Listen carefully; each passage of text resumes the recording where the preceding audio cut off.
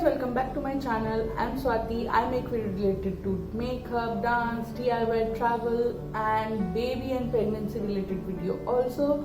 So if you haven't subscribed to my channel, please do subscribe to my channel and hit that bell icon so you can get notification whenever I upload a new video. And let's get into the video. So आज की video में मैं अपनी post delivery diet के बारे में बात करने वाली हूँ. सो आफ्टर माई डिलीवरी मैंने क्या खाया, कैसे खाया, क्यों खाया, उन सब चीज़ों की डिटेल में देने वाली हूँ. और ये वीडियो मैं बहुत देर से ट्राई कर रही हूँ रिकॉर्ड करने का. कुछ ना कुछ हो रहा है. अगर आप बैकग्राउंड नॉइज सुन रहे हो तो I am really sorry because मेरा सेटअप भी थोड़ा चेंज है. मुझे मजबूरन कहीं और शूट करना पड़ रहा है और जस्ट बाहर रोड है. सो जस्ट बाहर रोड है तो you can hear some voices. So I am sorry for that. And अगर आप मेरे फेस पे बहुत ज़्यादा ऑयल और पसीना देख रहे हैं तो उसका रीज़न ये है कि मैंने फ़ैन ऑफ किया है और इस रूम में एसी नहीं है. सो सी वीडियो बनाने के लिए कितना स्ट्रगल करना पड़ता है. So let's move. जैसे आप लोगों को पता है कि मेरा सी सेक्शन हुआ था और मैंने अपना पूरा लेबर एंड डिलीवरी स्टोरी मैंने अलग से डाली है, तो आप इस वीडियो के बाद वो वीडियो भी जाके चेकआउट करिए.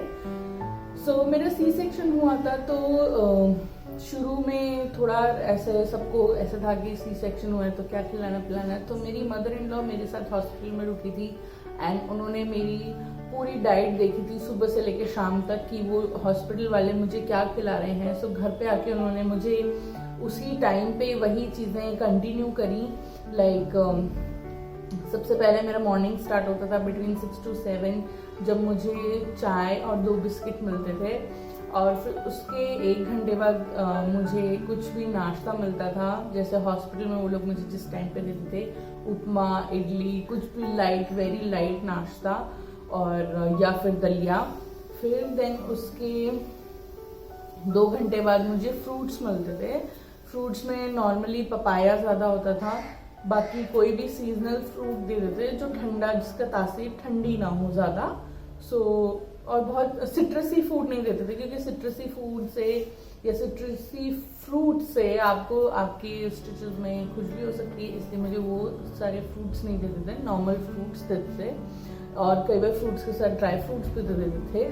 फिर उसके बाद उसके 2 घंटे बाद मेरा लंच होता था. लंच में नॉर्मली मुझे 1 से 2 चपाती मिलती थी, खूब सारी दाल मिलती थी. एंड अगर आप ब्रेस्ट फीडिंग मदर हैं तो आप अपनी दाल में, सब चीज़ों में, रोटी में, सब चीज़ों में जीरा और अजवाइन ज़रूर डलवाएं. सो दाल में बहुत अच्छा घी का चोकन विद लॉट ऑफ जीरा. तो आपका पोस्ट डिलीवरी डाइट में ज़ीरा ज़रूर इंक्लूड करें क्योंकि ज़ीरे से आपका वेट भी रिड्यूस होगा, आपको ब्रेस्ट मिल्क भी अच्छे से आएगा. सो और उसके साथ मुझे कोई भी हल्की सी सब्जी मिलती थी घी में छुपी हुई, लाइक पनीर, शिमला मिर्च, जो भी लाइट सब्जी होती थी, गाजर, जो इजी टू डाइजेस्ट हो. सो क्योंकि डिलीवरी के बाद आप ज़्यादा मूव नहीं कर सकते हो, स्पेशली सी सेक्शन के बाद. सो आपको एक जगह ज़्यादा बैठे रहना पड़ता है, लेटे रहना पड़ता है. ज़्यादा आप वॉशरूम जाते हो और थोड़ा सा 1-2 वॉक लगा सकते हो आप अपने रूम में ही. सो मुझे वो दिया जाता था, लाइट सब्जी. फिर उसके बाद आफ्टर 2 आवर मुझे फिर से कोई फ्रूट या कुछ मुझे दिया जाता था. नॉर्मली फ्रूट्स ही दिए जाते थे. फिर उसके फिर मुझे चाय भी मिल जाती थी. चाय अच्छी, मुझे गरम मसाले डाल के चाय मिलती थी ताकि हमारा जो सिस्टम है वो अच्छे से क्लीन हो जाए. चाय के साथ कभी प्लेन चाय नहीं, चाय के साथ 2 बिस्किट. सो वो रहता था. फिर उसके बाद मुझे शाम के टाइम पे मुझे सूप मिलता था और ऑनेस्टली गाइस वो सूप इतना टेस्टी होता था. नॉर्मली पालक का सूप मिलता था, पालक दाल का पानी का सूप मिलता था. तो वो सूप बहुत पतला और बहुत सारे जीरे के चोकन के साथ में होता था, बहुत टेस्टी होता था. फिर उसके 2 घंटे बाद मुझे फिर से दूध दलिया या फिर नॉर्मल दलिया मिलता था. सो ये मेरा डाइट रहता था. और फिर दलिया के 2 घंटे बाद जस्ट बिफोर कि मैं सोने वाली हूँ उससे जस्ट पहले मुझे अच्छे से अच्छी क्वांटिटी में दूध देती थी मेरी मदर इन लॉ, जो अच्छे से, जिसमें अच्छे से खूब सारे ड्राई फ्रूट्स एंड ऑल डले हुए होते थे. सो ये मेरा पूरा दिन का डाइट रहता था. उसके बाद जो मेरा प्रॉब्लम ये था कि मैं बहुत ज़्यादा घी शुरू में नहीं खा सकती थी बिकॉज मेरा सी सेक्शन हुआ था। तो 15 डेज के बाद और डॉक्टर के अच्छे से एग्जामिन करने के बाद जब उन्होंने मुझे अलाउ किया कि ओके आपके टाँके एकदम सही ठीक जा रहे हैं, now you can eat your गोंद का लड्डू एंड ऑल, उसके बाद मेरी जो मेडिकेशन थी वो अलग स्टार्ट हुई। जैसे कि सुबह मेरा जो ब्रेकफास्ट था उसको रिप्लेस कर लिया था मेरे सौंठ के अजवाइन और सौंठ का जो लड्डू बनता है उसमें, वो बहुत हैवी होता था। ऑनेस्टली गाइज मैंने मेरे जापा बोलते हैं हमारे यहाँ, तो जो मेरा 40 डेज का जो फूड था वो बहुत इंजॉय किया। जो नॉर्मल फूड था वो बहुत टेस्टी होता था, कम सॉल्ट, नो मिर्ची, बहुत टेस्टी फूड होता था, मैंने बहुत इंजॉय किया। बट जो बीच में ये मेरी जो दवाइयाँ स्टार्ट हो गई थी ये बहुत बुरी थी, बट ऑल्दो मैंने सब खाई हैं। उसका रीज़न ये है कि ये सब चीज़ें हमको हील करने में बहुत हेल्प करती हैं। सो फर्स्ट जो मैंने आपको अपना डाइट चार्ट बताया उसी में चेंजेस क्या हुए कि जो सुबह मुझे चाय मिलती थी, चाय के साथ में मुझे मिलता था बत्तीसा। So what is battisa? Battisa is 32 जड़ी बूटियों से, 32 जड़ी बूटियों से मिलके एक दवाई बनती है। वो खानी ज़रूरी होती है, वो हमारे शरीर के लिए बहुत ज़रूरी होती है। वो हमें बहुत सारी मतलब हमारी बॉडी को बहुत अच्छी इम्यूनिटी सिस्टम प्रोवाइड कराता है और बहुत सारे न्यूट्रिशन देता है। सो वो बत्तीसा बहुत ज़रूरी था। सो बत्तीसा एक पाउडर फॉर्म में आता है। यहाँ पर तो नॉर्मल परचूनी तो नहीं, यहाँ पर पंसारी की दुकान पर मिल जाता है। सो आप वहाँ जाकर देख सकते हैं। सो एक पाउडर फॉर्म में आता है, उसमें आपको थोड़ा सा बूरा मिलाना है। और मैंने मेरी मदर इन लॉ को बोला था कि जो भी लड्डू एंड ऑल मेरे लिए आप बनाओगे उसमें किसी में चीनी नहीं डलेगी, सब में गुड़ डालना है। सो मैंने सब चीज़ों में गुड़ डलवाया, चीनी नहीं डलवाई। सो इतना उसमें आप बूरा या फिर गुड़ डाल के पाउडर में और थोड़ा घी मिला के उसकी बॉल्स बना लीजिए इतनी। सो इतनी सी बॉल मुझे मेरी चाय के साथ खानी होती थी। सो उसका टेस्ट इतना नहीं पता चलता था क्योंकि वो इतनी सी बॉल होती थी। ऑल तो वो सारी जड़ी बूटियाँ बहुत कड़वी भी होती हैं, बट उसका टेस्ट इतना पता नहीं चलता क्योंकि इतनी सी बॉल है, वो आप अपनी चाय के साथ निकल जाते हो, पता नहीं चलता। उसके बाद जो मेरा ब्रेकफास्ट रिप्लेस हो गया था सौंठ और अजवाइन के लड्डू से, वो बहुत डिफिकल्ट होता था मेरे लिए खाना। लाइक वो एक तो